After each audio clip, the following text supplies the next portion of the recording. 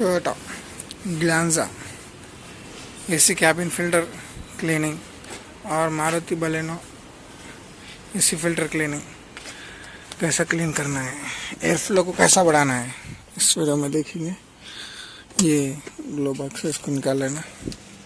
निकालने का तरीका इधर इधर पुश लाइट दबाना और इधर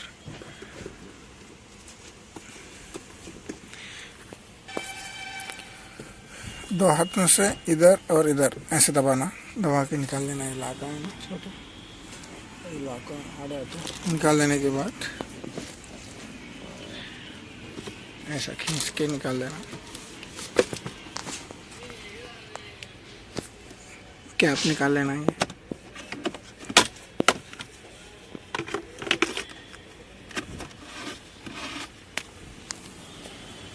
ये डस्ट आ गया इसके अंदर, इस वजह से एयर फ्लो कम हो जाती है अपने को। जैसा आप एयर फ्लो पूरा फुल करें तो भी कम आती है हवा। इसको क्लीन करने से क्या होता है, ज़रा एयर फ्लो इम्प्रूव हो जाता है। हवा से क्लीन करना है ना।